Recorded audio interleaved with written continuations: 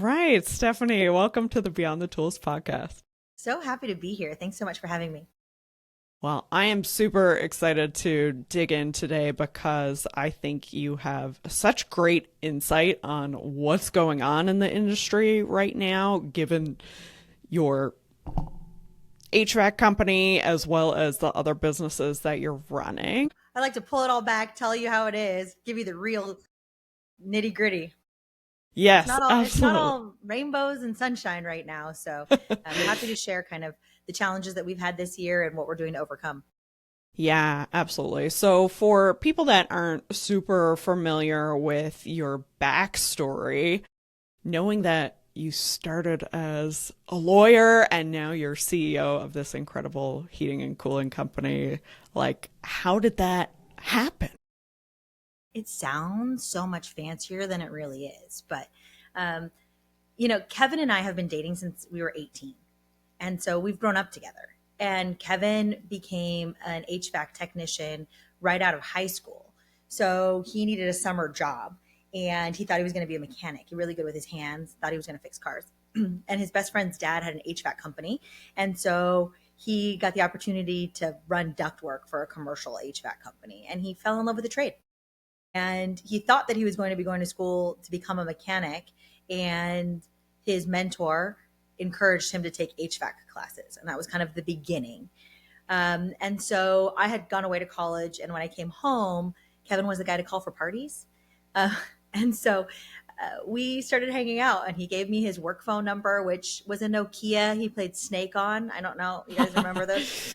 And kind of the rest is history. So I married the best technician that I know in the industry. We actually started Airworks before we got married. So we were dating. I was accepted to law school. I did the whole "if you love me, you'll come." He said yes. I said, "I'm not ready. You should probably stay home." I was going to have the Grey's Anatomy experience of law school. Yeah.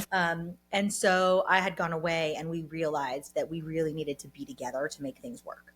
And Hmm. his company had sold. So the mentor who he grew up with and really learned the trade sold the company. And he realized it's not just what you do, it's who you do it for that matters. And so he was willing to make that move with me. And we ended up buying a house in Alabama. And when the HVAC inspection was being done, I got him a job. So Kevin went from commercial to residential when we moved to Alabama. And I was there for law school. That's the story. And I did my JD and my MBA. So I also have my master's of business. Kev said, I committed to 3 years, not four. So I did the 4-year program in three, expedited kind of around the clock. And we had some experiences there where he worked for a few HVAC companies. We also bought into a business in Texas with one of his best friends doing carpet cleaning. And that was the beginning of our entrepreneurial experience. We lost a best friend and $40,000 of school debt. Like we have that story too. But basically, in my third year of law school, um, I bought Kevin the contractor state board review course, and he studied that in my third year while I was studying for finals. And that was the hardest test of our life, and he passed. Wow. Yeah. And so, I still thought that I would be an attorney. He was going to have an HVAC company, but we don't know how to do life without each other. And so that's now why I'm so involved here. Yeah, incredible. That's a beautiful story. And I guess, did you ever anticipate that you would be as involved as you were, or what was that transition that you were like, I actually love this industry and I want to run this company? Like, did I anticipate it? No. I think that like Kevin and I just keep making the next right choice. And so did we have a beautiful 5-year plan, which put us in different spaces? No. Um, we're figuring that out now. I gradually fell in love with the trades. I love making impact with humans. And I feel that there's such opportunity to make an impact in our company, with our team, and in our community, delivering the services that we deliver, and just reminding our people how important what we do is and how much it impacts those that we serve out in the world. And, I think that is just so critical for trades companies to realize right now, especially how important the human to human, the heart to heart connection is. And I really think that's where we're going to make a massive difference and be able to survive. Yeah.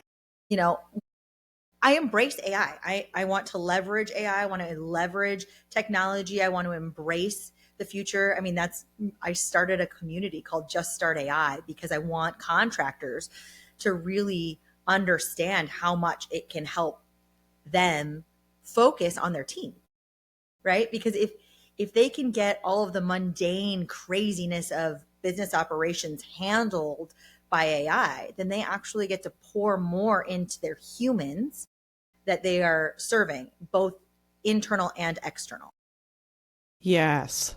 Yeah, so let's dig into that because obviously we're heading into a new year. There's certainly so many challenges and then also all these new things that now we need to think about. How do you show up in AI search results and how do you use AI in a way that's effective for your business so you don't get left behind? Tell me a little bit more about what some of the challenges are that you see contractors facing where you see AI can really play a big role there. I'm using AI to help me figure out some community outreach programs.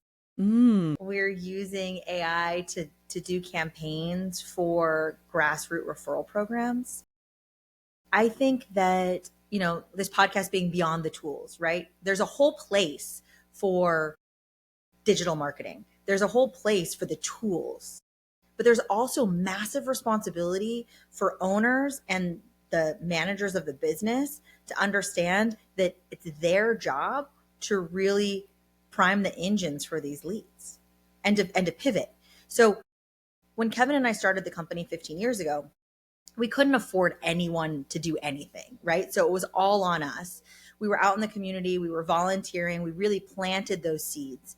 And then I think we got to live off of that harvest for a long time. But we had kind of been off the scene for 10 years while we raised our family. And now our fields were barren.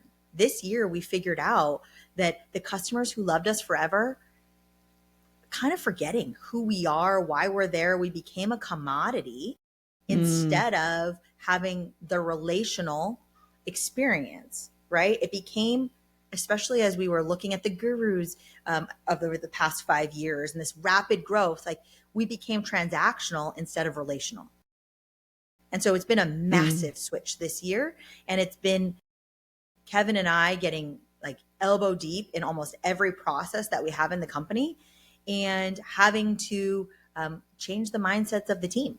And so there's been evolution in that. What specifically do you think resulted in things becoming more transactional?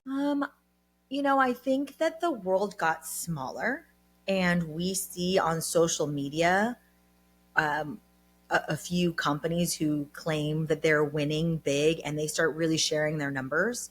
And then your technicians start thinking they're not successful unless they put up numbers like this, right? And they should be making this much money. And these are the things that should be happening and it should happen immediately.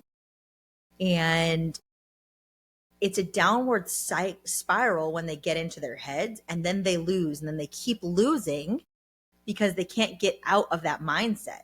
So much of success in not just our industry, but I think everywhere is mindset. Yes. And so we're really working in that mindset with our team. I'm back to like whiteboards and goals, but next to all the numbers is the why. And we don't compete against each other. We compete against ourselves. So we just have to be 1% better than we were the day before, to get that gold star to be a winner. And I think that, the team got jaded and we needed a little bit more of that nurture. And so very much back involved, talking to some of my technicians after every call, and we had put people in place. We had put call by call managers in place, but it's just not the same. Hmm. That's really interesting. And I think what a great insight to have to actually see that this was happening and that you needed to make some changes there. So, with that in mind, I guess tell me a little more about going back to your why and how you've infused that into how you guys are running the company now. Um, like I'm not great at reflection. And so I don't think about it until I'm like in that moment. But last weekend, 2 weekends ago, we got invited to a 3-year-old's birthday party for one of our team members. And he hosted it at another team member's house. And Mike, he's our selling technician. He's the one that's like putting up the big numbers. He's who everybody is looking to. He, for all intents and purposes, is like the successful one, right? He's 24 and he has a young he has a family. And he rents a house, and he has a nice couch and the nice TV in there. It like kind of brought me back to college days, and being in that space with them was so good for my soul. It reminded me of my why and how hard I have to work and fight for them to be able to create careers and the lives of their dreams. It's, that's my responsibility too. Sure, they need to put in, but I'm building that platform for them to be successful. And when I said to Mike, I said, really, thank you for inviting us and making sure that, we were here and feeling so comfortable in your home. He said, yeah, Steph, like you've made massive difference in so many people's lives. You don't think about that. Like you're just doing the next thing you need to do to survive as an owner. Right. But we have a really special role. We have real special responsibilities as leaders of our companies, and people look to us for guidance. They look to us for providing the path that they can achieve their dreams on. And here you take for granted that if you can do it, they can do it too. But not that they can't, but we're a special breed as owners, as entrepreneurs. And I think we need to give ourselves credit for that. One of the things that we started doing again is the morning huddle, where we bring people all together for a quick 15, 20 minutes in the morning, and face to face, knowing what's going on. We're not just doing it over chats. And it gives me the ability to quick brainstorm solutions that are happening. So like on this morning's huddle, we celebrated that we won a big maintenance contract that we'd been going after. So 72 unit apartment building. And immediately I said, well, what about all the other apartment buildings around there? I think what we should do is, hey, we're so excited we're doing work on this building. You'll start seeing our trucks. We'd love to help you, right? And we do a really targeted campaign for that local area. And we need to do that in person. We need to do that with redirects, with geofencing. I can kind of use some marketing terms, but you're more than welcome. You're doing great. More than welcome to correct that area. But, my people wouldn't have thought about it on their own. Yeah. Yeah, that makes sense. And I guess being in the home of that colleague really showed you what you've been able to accomplish and build for a team and how that's directly impacted this person's life. Why I can't give up. Yeah. Because it's been a hard year, and it has been a year where Kevin and I are like, are we done? Like, have we, reaped the investment out of this thing? And should we be moving to another chapter? And I think that there are probably a lot of people out there right now wondering the exact same thing, because this year has kicked you in the teeth probably. And I'm not done. I'm not done making impact. I'm not done serving others. This is a vehicle, and I've had to separate myself from identity with the business to understanding what the purpose is. And it is a vehicle to serve. And so, I'm excited for that next chapter, and I'm excited to build this next version of it. And I will embrace lots of different tools. But ultimately, what gives those tools fuel are the humans behind them and making sure that they are directed in the right way. Mm. So it sounds like not only have you looked at refocusing on the relationships in the community, but also refocusing on the relationships with your team. Yeah. Yeah. A lot closer with the team than I've been in years. Wow. And we're smaller than we've been in years, right? We kind of had to right size, and we're building the team to take us into the future. And right now there is a lot of talent on the market. So we're starting to look. Yeah. Oh, that's incredible. So I guess when you think about, I know when we were chatting the other day, you said, your marketing can't do everything, especially now. Times are harder and you kind of have to go back to basics on some of these things. So when you And I talk think about, we're in an in-between. yeah, I think we're in an in-between, and we have to figure out how we can keep one foot in the human connection and one foot in technology, and see, like, consumers are changing rapidly, and the companies that are going to win are going to pivot with them. mm, I think that was a great thought about that balance there. I guess when you talk about going back to building relationships with customers, getting more involved in the community and using AI as one of the tools that you do to plan that out. I guess what are some of the specific things that you've realized are really key to maintaining those relationships in the community and with your customers? Proximity. Mm. Proximity, honesty. I think that the world wants you to be, like, vulnerable and human. So I share a lot of my family on social. The posts with my kids get more. That's what people talk about. Um, we, the more that Kevin and I are out in the community coaching softball teams, soccer teams, on sidelines, like, the amount of buzz that happens from that is incredible. And then what we've tried to do now, and I've dreamed of this for years, but I'm finally getting some momentum on it, is create a program where we can pay people for their referrals. I am using a company called Snowball. And, there are other companies out there, but Landon and Snowball has just been incredible. And we're able to send a link and people can sign up to be referrers and they get paid. And so I would much rather keep my money in the community helping other families than send it to Google. Mm. Do I think you need both? Yes, I do think that there's both. There is a place for both. But that's how Kevin and I started. It was all word of mouth. We didn't spend any money on marketing for probably the first 5 years at least. And if we did, it was things like Little League donations, right? If you put our logo on the back of a shirt, Kevin was a sucker for that. Like, we would say yes to getting put on a shirt. Yeah, that's really cool. So specifically, I guess, how does that work? I love the concept of formalizing, I guess, referrals and making that easy for customers to do. So there's a couple of different programs with Snowball, and happy to share a link. But basically, you kind of create your own affiliate program. And so your favorite customers, or your customers who love you, can become affiliates. And then when they share a link or they input a neighbor's name and number, we use Service Titan. It automatically connects with Service Titan and it tracks.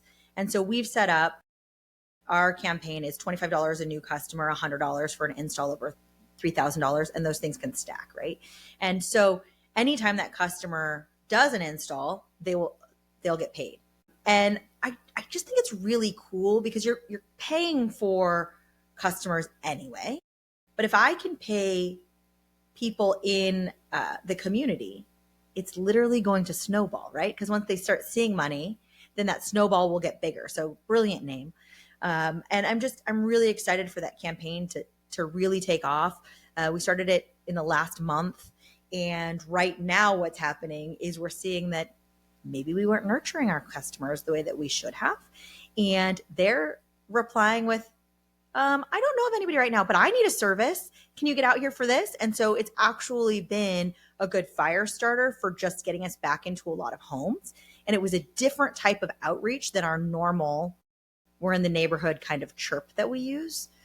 And so I think it felt different. And people are replying back to this bot by name. So her name's Megan. And for the most part, it's been really well received.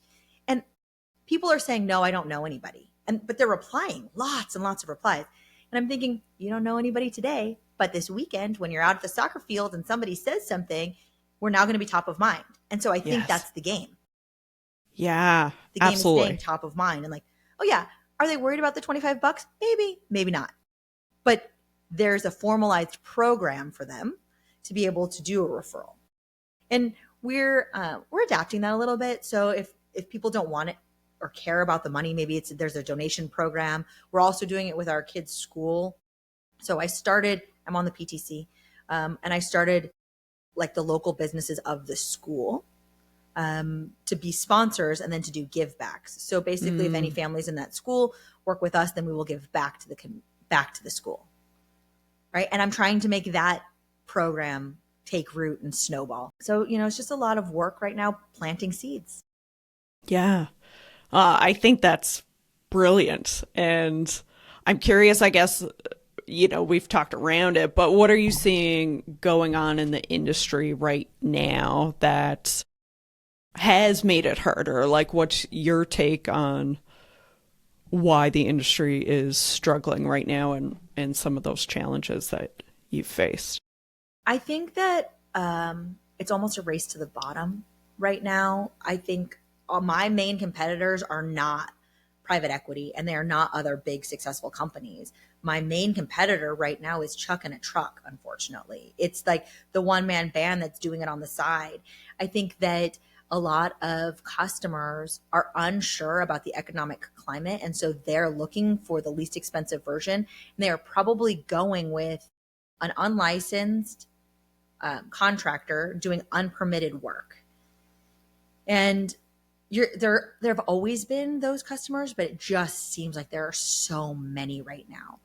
And so I've actually started reaching out to a lot more reputable contractors in our area, and we're doing lunch or we're doing dinner, and we're creating relationships where we're really trying to link arms together to raise the local industry. And that it's been difficult because not everybody is so open to kind of setting a floor. But just reminding people, we can either decide right now that we're going to be the biggest loser, or we can work together and survive and see what this next chapter looks like. And so, even going to marketing, I believe that by embracing AI the way that I have in my digital marketing, I'm poised to win as soon as consumers really adopt that technology. And I think I'm in an in-between time right now. So all data looks really good. It doesn't mean that my phones are ringing more than they had been yet. And I'm confident that it's a yet, because as soon as, I'm on the wait list for the new Alexa that comes out that's going to do this stuff for me. And so I think once that's in consumers' hands, and I think once there's an update on your iPhone that now Siri isn't just Siri, but actually an agent for you, able to do things, we're going to have websites and booking capabilities that can be agent to agent. Right. And I don't think most contractors in my area have done that work. And so when an agent wants to gibber link or whatever it is with another HVAC company, mine's going to come up. I'm prepared for that. Right. Right. Because you can't just do that work overnight. Yeah. Yeah. And I think so. I'd love to dig into the AI side of things a little bit deeper, because I know that obviously it's such a hot topic, but also for a lot of contractors, a lot of people, it's an overwhelming thought, just knowing how much there is to do. So, given the work that you do in AI in the trades, where are you typically advising people to start when it comes to preparing for the future and using AI in their day to day? I had this idea, and it was in June, and I was talking to my good friend Jennifer Bagley, who happens to be an AI expert. And I was like, people just need to start. We need to just start. And so we created a community called Just Start AI. So if you don't know where to get started, that's a great place. It is free for contractors. Please just sign up. It's a circle community, juststartai.io. We'll get you there. You can ask all sorts of questions, and it's a safe space for you to say, I don't know what I'm doing. Where should I start? Some of the ways that I started in my company was just starting to talk about it and encourage my team to use different types of versions of AI. So, can it be your recipe planner, right? Can it help you with your fitness plan or your financial plan? I don't love AI for diagnosing HVAC systems or open conversational AI. I do love Blue On has been trained for that specifically, right? So my techs didn't embrace Blue On for years, but once they embraced using Chat GPT for all sorts of other things, they are now using Master Mechanic and Blue On. So they needed a gateway before they were ready to use the industry tool.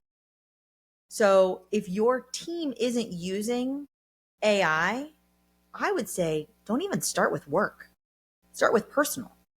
So I mean, I love books. I really do love books, but I always have my phone when I'm popping into bed with the kids, and we have created our bedtime stories in Chat GPT, and we curate that story every day for what they need. Were they feeling overwhelmed today? What was going on with them? Who are their friends that they played with? What type of adventure do they want? My oldest daughter loves puzzles and riddles, and so those are kind of interlaced in her story. And that has caused them to love AI. That has caused them to love the idea of what could be built, right? That is brilliant because I think a lot of people look at those things as like, oh, it's so trivial. Why would I use AI for that? But you're absolutely right. It's the gateway. It's getting that comfort in using it in general. And from there, you can build on that to using different tools or using it for very specific purposes in your work lives. What's going to be really important of our humans is that they're critical thinkers and they know how to ask the right questions, and ultimately that they can prompt well. So the more that we can help our teams engage in critical thinking, the better, right? And can I get them immediately to start using AI to do their tech notes? My adoption rate was low in the beginning, right? Because I wanted them to use this cool thing in ServiceTitan. But they were used to doing the thing that they do. Like they're creatures of habit. Technicians and plumbers, especially, like you can't just try to get them to 180. But little bit by little bit, little wins somewhere. So maybe it's helping them figure out how to do their fantasy football draft, right? And then they start to get excited about the tools, and then they think, how can I use this thing in other ways? How can it help level me up? Yeah, absolutely. I love that concept, and I think that makes a ton of sense. It's really just about getting started and getting comfortable. Yeah. And you can build on it from there. I mean, our voice bots were the same with our customers. They weren't well adopted in the beginning. And that technology has evolved so much over the last 6 months, if not the last 18 months, right? But we found in the beginning, especially, that people were hanging up. The first thing I did was I gave them an option in my voice tree. And so when I said, hey, Stephanie from Airworks, we've got this really cool new technology. If you want answers right away, press 1. If you want to leave a message for a human to call you back, press 2. People stopped hanging up. They stopped cussing me out. They stopped telling me that I wasn't a small business, that I got too big for my britches, right? Because I explained it, what I was doing. I don't have to do that anymore because almost everybody has adopted it in the last 6 months or so, but I had to at that point. And I think though it's so critical and what I'm embracing from my friends and other leaders in the industry, it's you have to implement fast, fail fast, pivot fast. Right? The speed at which the world is moving right now is the slowest it will ever move moving forward. Right? So you think it's freaking crazy right now? Hang on, because it's just going to get faster. So you got to put in the reps so you can do the work, so you can keep up. Yes. Yeah, I smile because that's a terrifying thought, but you're absolutely correct. So you got to get on board. It's the same thing I say to newlyweds. I say, may you love him the least amount today than you ever will on your wedding. Right? Because you want every day to love that human more. You want it to grow, and you have this like overwhelming feeling of love on the day of your wedding. But, or I hope you do. But hopefully that's just the floor. Yeah. It's interesting. I love that you bring up the criticism that you've gotten. And I know when we've chatted before, you've talked about the importance of having peers around you. So I'm curious how you've built a support system in the industry. Yeah. I have had the privilege of being really close to some really successful women in the industry.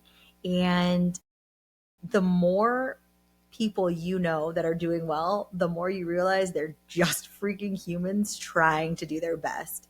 And they do exactly what I said. They try, they fail fast, they move on, they try again, they hold their heads up.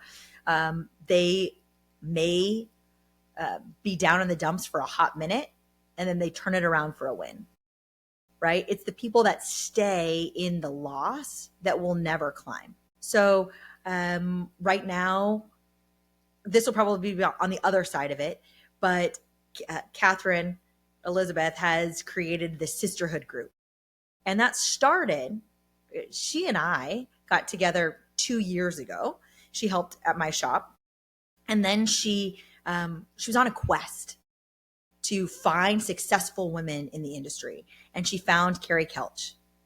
And they were both nervous to meet each other, but neither one of them wanted to share that they were nervous, right? So they ended up meeting together. And then they had Ellen Rohr there.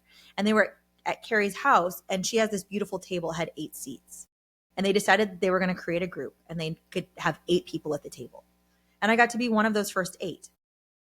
And then I kept pushing, Catherine, there are others. We've got to have other people here. And she's like, well, there's only 8 seats at the table. And so we kept a really tight group for a minute. And then we realized that there's so many other women with such amazing gifts to give and such deep genius. And the more people that we have at the table, the stronger we all are. And we get to learn from each other. We get to borrow support from one another. Like if I'm having a down day, you better believe that I have a group of women that I can borrow their confidence in me. Right. And I show up better because they're expecting me to show up better. The sisterhood, which we all thought was really like funny to name, but now we're embracing it so much because it's so needed, has just been this incredible movement. And I'm so excited to invite other people in. I want to share. I'm always here to support, share, cheerlead. I don't care if you just opened your doors, if you're a $100,000 shop, if you're a $100 million shop. Like we all have things to learn from each other. So if you need anything out there, please reach out to me. Find me on social, Miss Stephanie Allen, and I'm happy to connect. I love that. And we will definitely make sure all those links are in the show notes as well. So Stephanie, I know we covered a lot of ground here. I would be remiss if I didn't mention, I'm also a partner at Boxed for the Trades. And what Boxed for the Trades is, it's a Service Titan consulting company. And that started because we figured out how great touchless integration is. And so touchless integration really helped me see my financials from Service Titan into QuickBooks, but that has evolved into like full consulting. And I knew when I signed on with Service Titan that I wanted to be able to leverage that tool to its maximum capacity, and that I wasn't going to be able to do it. I needed an expert. And so I found a consulting company very early on, and they were actually surprised how quickly I adopted working with them. But I just wanted it set up right. And so in that consulting company, I met Gary Woodruff. Gary was our first consultant, if you will. I said, Gary, I need you full time. I was always trying to like steal talent. And he said, well, I'm not available, but probably the only person that may be better than me, but don't tell her that, is my sister. And so I went on a mad recruiting to get Jessica Woodruff Smith, who happens to be one of the founders of Lady Titans. And so she joined our team, and she was pivotal in our growth for over 3 years. And basically, I feel like now, being her partner at Box for the Trade, she's no longer full-time with Airwork. She's full-time at Box. We get to give her brilliance to the world. And so, you know, when we're going beyond the tool of the CRM, it doesn't serve you if it's not set up correctly. And so I truly believe in experts. I think that it is critical for you to find an expert, even if you can't afford to hire them, learn from them, right? And AI might help a little bit in that, but AI only knows whatever's put out on the web. So it goes through the junk and the good stuff. So if you can find experts in that field, pick their brains, learn from them, follow them. Success is not novel. It's about duplicating things that work. Yeah. And I've gotten really complicated. I was really complicated and things failed. And so somebody said to me recently, simple scales, complex fails. And I just keep repeating that mantra every time I get too caught up in being complex. So find your simple wins. I love that. I think what's really interesting about you, Stephanie, is that you've really been able to marry people, the right people, with the right tools. Building your community, building your network, taking care of your customers and your team, and knowing the tools that are going to help you get where you need to go. So that's really cool to hear. I believe in collaboration. I think we're better together. Yeah. So I know we've covered a lot of ground here. I guess looking forward to the next year, what are you most excited about? Winning. I'm like ready to win. It has been a dark year. I am really excited about like peeling back all of the processes that we've had in the company and remembering our why and making sure that they simply point to that, to developing humans and giving them massive opportunity. We have some really great talent that's joined the team, and I'm so excited to see that impact and what that does. Kevin is back fully engaged and involved, and together we create this incredible synergy. And so I'm excited to see what we build next year. Incredible. And for those that want to follow along, I know you've already mentioned a few links there, but just to sum it all up for people, what's the best way for them to connect with you?